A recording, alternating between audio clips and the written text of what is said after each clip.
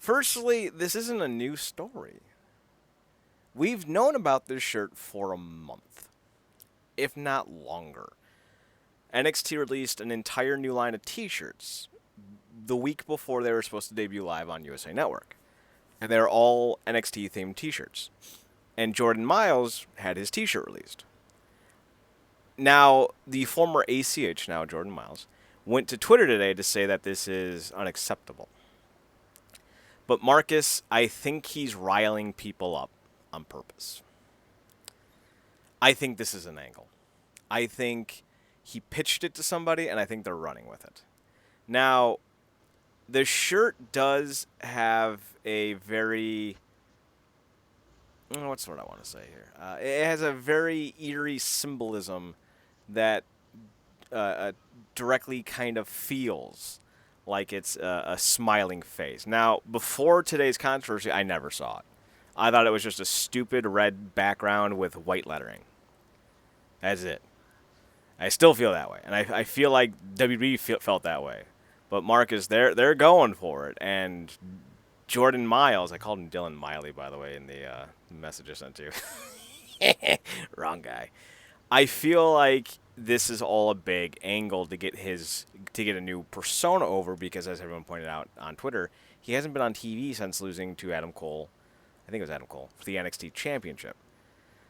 I believe he's coming out with a new gimmick, and I believe that this gimmick is going to be what we're seeing on Twitter.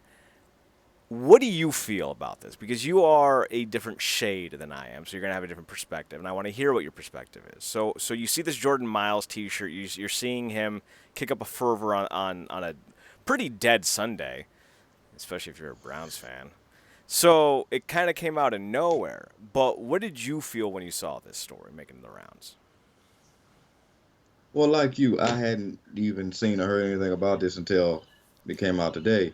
And when I looked at the shirt, I was like, okay. And it didn't really click with me until I saw what it was partially, linking, was being linked to, which is the minstrel face. Mm-hmm. Um, the black face, I mean. Um, and it I think it's the eerily same thing. has, yeah, it eerily has resemblance to it in a way. And it does come off like that face, oddly so. Now, WWE is no stranger to stupid decisions. I was telling somebody else in the DM today that it seems like the company, one of the company's main mandates is to hold my beer contest with like really shitty decisions. Uh, um, It's just Vince playing with and it's himself. exactly exactly for them I can top low that. mental, Hold my beer, other ex- Vince. You got it, other Vince. just low mental tennis. Um, but yeah, I mean, it's funny because I never even thought about to bring that perspective from an angle standpoint until you just brought it up, which it could be. I mean, we've seen. I mean, didn't Donovan Dijakovic? Wasn't he kind of starting to come off like some type of what's the verbiage now? Oh, some type of right wing guy or something. Is he? I don't watch NXT. Oh yeah, there you go. Well, yeah, moot point. Moot point. But anyway, this wouldn't be the first time we've seen some guys try to come off of Twitter and kick off a new gimmick or something like that. I don't want to 100% believe that. I'm also, I think the safer bet is on WWE's obvious stupidity, and also to the fact Miley was like he saw the shirt when it first came out, and it sat wrong with him then, but he didn't say anything. So we've been sitting on it, and then I guess the day he just, I guess it built up and couldn't take it no more. But maybe I guess it feels like a kind of 60-40 split. 60 that WWE is just that damn stupid, and he couldn't let it sit on him anymore. Specifically when it's probably what the only shirt he has, right? Yeah. So it's the only merch he has. So that could very much be it. And it's not like it's ironic that somebody who, well, he's not in the exact same position, Lil rush in, but it's ironic that it's guys who are probably in the least position like him and Leo Rush to speak up are the people that's the most vocal, Mm-hmm. as opposed to other guys who are in far below positions like Seth Rollins just keep putting their foot and whatever else they can get their hands on in their mouth. Um, Why are we talking but about Becky yeah, I feel Lynch? like it's like a nah, it's a little Oh, Irish for you. But we went there. We went there.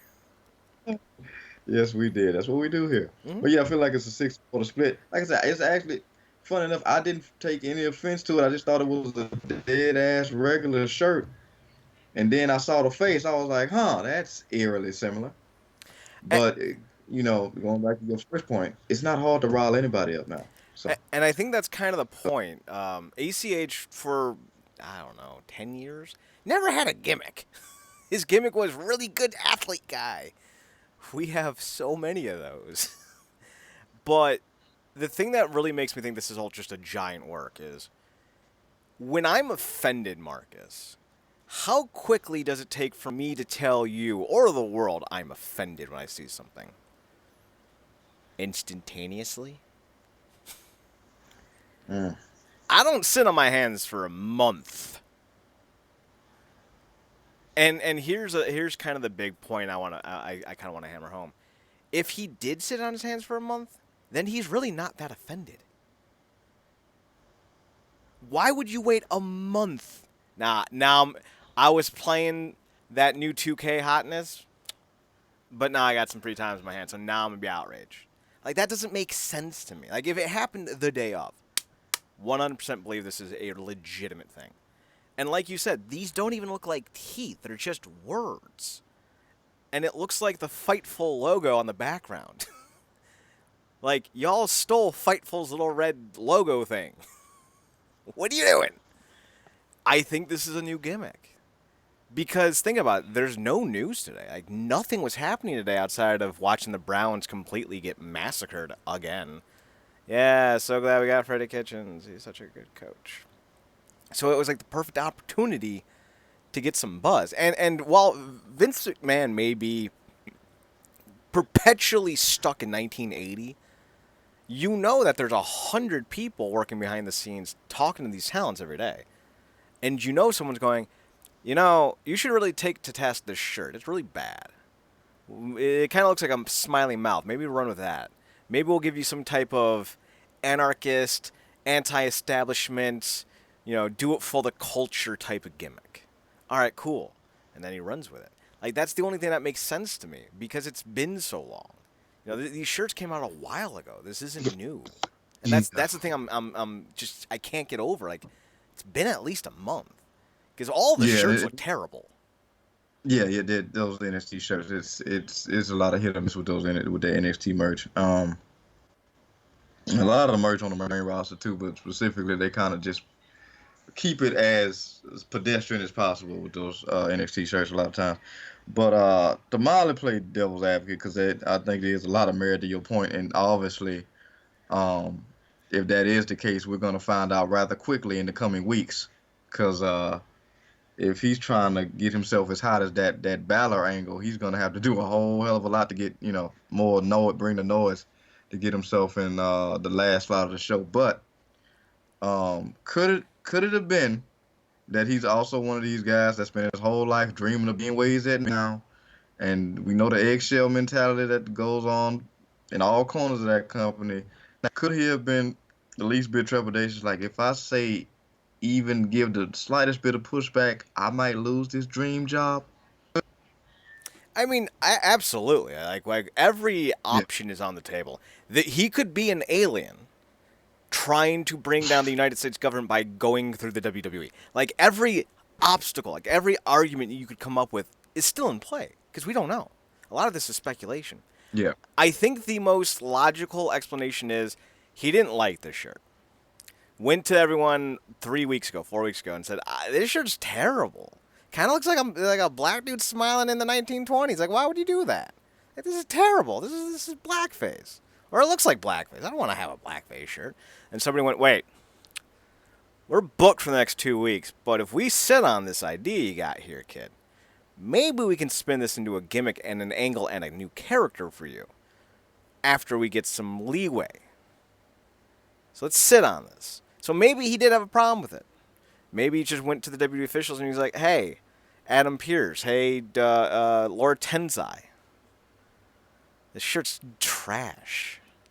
All right, well, maybe we can spin this into getting you over. Because here's what happened, Marcus. It did get him over. I started seeing every butt-hurt dude on Twitter changing their profile picture to a white and black photo. I'm like, Oh, Jesus. That'll last all of 20. Yes, but it started. It may only last 24 hours. Yeah. But he's got people doing it. Like, the thing with pro wrestling is, and people really have kind of lost this idea, it's all about marketing. How do you market yourself to be different? Right now, Jordan Myles has the opportunity to market himself as a culture-first, wrestling-second personality. Shane Taylor is doing something similar with Ring of Honor, where he's creating his quote-unquote own company and forcing Ring of Honor to pay him through that. So there's this, there are ways of taking real-life grievances and making them work for you. And I think, at worst, that's what this is. A real-life grievance taken into a storyline. Yeah, and maybe another, I guess, partially deeper part of this conversation, or perspective of it is, like, what would be worse? Because you got the fans that just want to be outraged, obviously, and then you got the other fans that are genuinely concerned that the WWE was this lapse-minded, that this happened, and they're happy to see somebody who may not necessarily be in a position to raise as much commotion as he may have about it spoke up anyway for the right reasons. But, like, what if there's gonna come a divide if this legitimately it does get turned into a gimmick, and then you're gonna have those fans who were legitimately on his side go, wait a minute, there's some funny thing here, because now you're trying to turn this into a thing, and it's like fans aren't stupid. They know that you mouthing off on your personal social media is one thing, but they're not gonna give you a mic so you can be the the loudmouth black guy going off about racial issues and racial sensitivities the company may or may not have, because you don't control that element of it. So I feel like there's going to be a severe conflict of interest depending on if they do this the wrong way, specifically if it is geared towards the gimmick, because a lot of the legitimate fans are going to feel betrayed by that. Yes. These are all, like, yes. Yeah. I don't disagree with any of this. I feel like there's an element of 20-60-20. There's 20% of fans, maybe it's more like 40-20-40. There's 40% of fans that'll spin it any way they want because they're either a company guy or they're an ACH Jordan Myles guy. Oh, well, who cares if it's now going to TV? At least he's getting on TV. At least he's now getting over. At least he's now making more money. Fair. Mm-hmm. Then you have the 40% that are just going to look for any reason to discredit it, discredit him, discredit the company. Oh, see, this is trash. See, it's not even a real issue. Like he's making it harder for black people in America to voice their problems. They're always going to say that, so you don't worry about that 40%. But then there's the 20% that you need that can go either way. And I think that 20% of the audience, Marcus, is who you're talking about. You need to handle this well. Because those are the 20% of people who are the ones sending death threats to Bobby Lashley for sleeping with Lana. He's not. You can calm down. Let's be honest about that one, folks. Y'all are whipping yourselves into a bit of a craze. This is also the crowd that called the cops to James Storm House about the alleged death of Mickey James. His alleged killing. Yeah, these are the same fans that called Orlando PD. I think it was Orlando PD. Or maybe it was Daytona PD. When Rey Mysterio got thrown into a fucking a trailer by Kevin Nash. Like, y'all need to take a deep breath. But think about what they're doing on Raw. You had two cucking angles going on at the same time. One interracial, so, a little extra zest from Paul Heyman. You had, I don't even know what the hell's going on in SmackDown. It's all terrible. But they are trying to push the envelope again. They're trying to find angles that will entice, excite, and cause conversations, because that's what happened in the Attitude Era. But besides just the trash wrestling and the bad Vince Russo-esque writing, the thing that the Attitude Era did was start conversations, like with Bret Hart and nationalism. The Nation of Domination, when it became a black-only group, and the idea of race in America. So they've had this conversation before in their product. And Paul Heyman and Vince McMahon may be going back to the well. And this might have been a conversation Triple H had, like, listen, let's get a character out there who can speak to the people who feel disenfranchised, because that's a good way of getting people over. Dusty Rhodes worked because he was the son of a plumber. Just a blue-collar dude with a blue-collar body and a blue-collar work ethic. Got over like gangbusters. So I see a guy like Jordan Myles, and I think to myself, he's never really had a gimmick. I've never seen his personality, and he's never really had much charisma. This could be a big attempt to get him on a level that he's never been at before. So I think this is, I'll go 60-40. I think this is an angle. But I'm not going to rule out that this might be sincere. Because he might be done. He might be done in this company. He might be so fed up with the nonsense already after like 4 months that he's done. He wants to join Mike Bennett on the train out of here. I don't know. Maybe. We'll find out in the coming days. Because if we see him on Wednesday, you can bet your bottom dollar. Is that an Annie reference? Did I just reference Annie? Oh, God. It's a hard knock life, Marcus. You can bet your bottom dollar that if he shows up on Wednesday, this is an angle. This is a new gimmick. This is a new character. And I wonder how that's going to react, to those on the interwebs. Because there's a group of people that just want to tear the WWE down. They want to burn it down like that little kid from South Park. Burn it down. Burn it down to the ground. Like, okay, easy there, Pyro. But then there's also going to be the others who might be offended that this was a real issue. It's not. I don't see it as a mouth with teeth, so I don't know. And Marcus, I don't think you saw it as a mouth with teeth until they pointed it out. So I don't think that's the issue. But I do know that there are going to be people who are outraged that it was turned into an angle. But if it gets him over, do you think it's worth it? Yeah. I mean, well, the definitely telling part is, I mean, because you keep bringing up the fact that he's never really had a gimmick or anything like that. How much of that, and I gotta ask you this, how much of that is from him just not necessarily having it, in terms of being able to pop off on the mic from the little that we may have seen from him, maybe in Ring of Honor or other places? I don't know. That's a good question, because sometimes we say this about WWE talent, and then they go elsewhere and we're like, holy shit, who would have saw that coming? So, yeah, that's a fair point. I don't know. But it's kind of one of those things like Rohit Raju out of Impact. Kind of just the bumbling little henchman at the moment for the Daisy Hit Squad. But he cut a great promo at a BCW show, I think is what it was. Or it was another Canadian independent. And everyone's like, this dude can actually talk.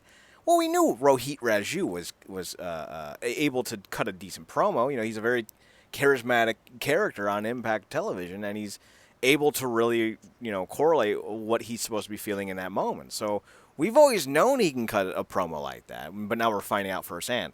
If ACH could cut a promo like that, I would have expected after a decade we would have seen it by now. Now, that's not to say that he's not capable of doing it eventually, because sometimes it's just about being comfortable. Maybe he's not comfortable. I remember in 2009, my first interview with DDP, I said all of 2 sentences to the man. Thank God someone else was there to do the interview. But now I won't shut the fuck up. Yeah. Things change. Maybe he can do promos. Maybe he just never felt comfortable doing them. I don't know. But this is an opportunity, I think, for him to showcase what he is about now. And whether this was done because he was earnestly upset with the shirt or because he had a great idea and NXT Creative is running with it, this is an opportunity for him, regardless. And I do hope he capitalizes on it, and I do hope he delivers, because otherwise this is going to be something that we don't even remember when we're talking about the Year-End Awards next month. So you can't swing and miss on this one is what I'm saying.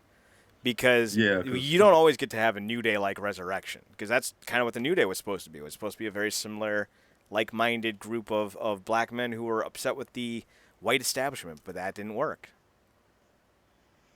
Then they got over Yeah, as goofy characters, and that did work. So, yeah, WWE really do needs to, and I hope somebody has they brought it to the people who do a lot of those 24 specials or similar like something they whatever those docu series that they do. They really need to like chronicle the full journey of New Day. Because I think a lot of people kind of see them just as they are now. But I remember when Xavier Woods was coming out in those suits. those are white You know, shoes with the red shirt. yeah, those suits, basically scouting Kofi and Big E and stuff like that. And then, when the first thing dropped and it was this all black choir singing and stuff, and you're like, what in the blue hell is this gonna be? And it started off rocky, and it turned into something I don't think something that nobody saw coming.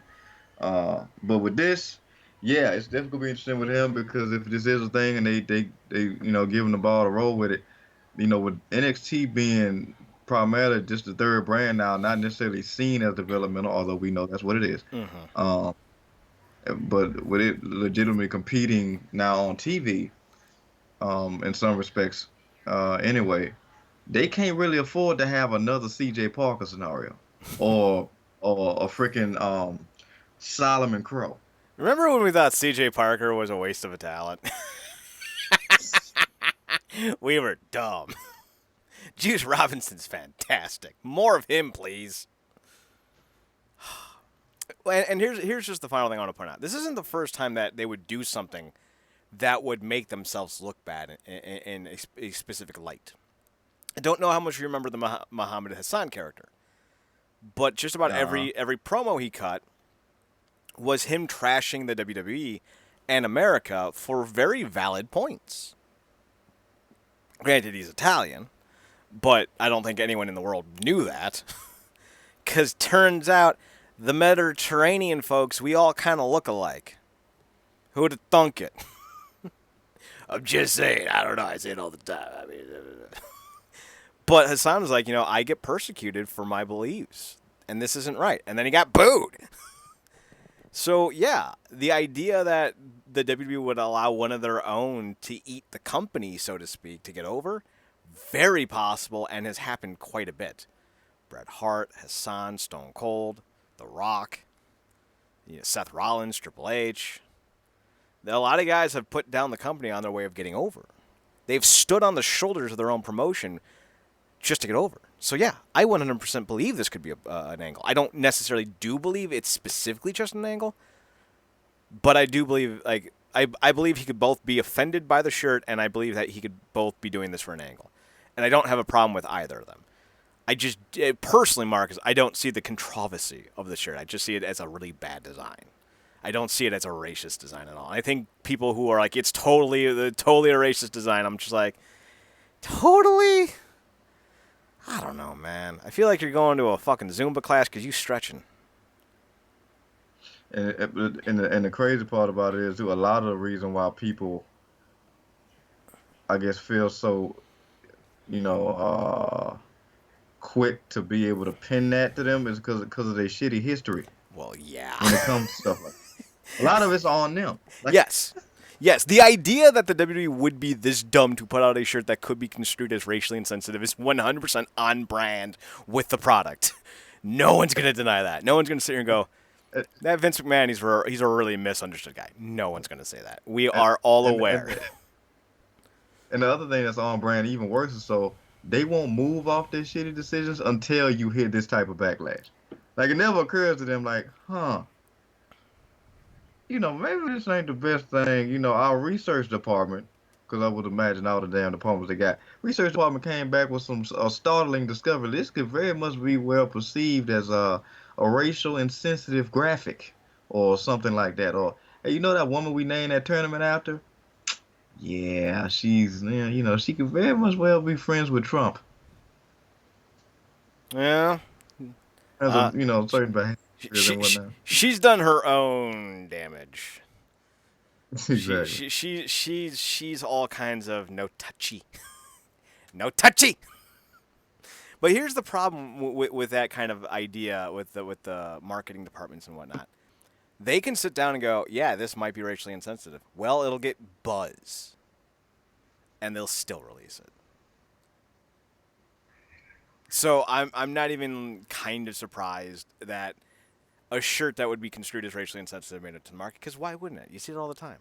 But I also don't see it as racially insensitive, and I think, before today, no one did. Like, anyone who wanted to say that this shirt was insensitive is lying to themselves, because it's been out for a month, and y'all didn't know about it until today. Shut up. Like, this is one of those, let's get everyone angry at the same time by pushing a button. And he did. Props to Jordan Myles for playing his fan base like a fucking fiddle. I feel like if Jordan Myles was to take that fiddle down to Georgia, he could outduel the devil. Yeah, I just made a reference to that. The devil went down to Georgia, because I can do that. Because my talents are top notch. I just got through suffering through another episode of Batwoman, and I feel like there could be like a signal on the internet, specifically Twitter, symbol in the sky, and it's of a trigger. Just a trigger. Just a trigger. So, Jordan Myles is Batman. He's sitting in his overly sized reading nook chair, like Michael Keaton was in the first Batman, where he's sitting there contemplating, and then he sees the symbol. So Jordan Myles is sitting in his chair like that, just hand on his lower chin, just thinking. Sees the symbol in the sky, and stands up, and it's the fucking Jordan Myles T-shirt symbol. And he's like, "Motherfucker, I'm going back to bed." Oh, that's such an iconic gift. Oh, then the light just hits you just right in the face. Oh. Is he coming? I don't think he's coming. Turn it off. Well, he's fired. Commissioner McMahon. Boy. All right.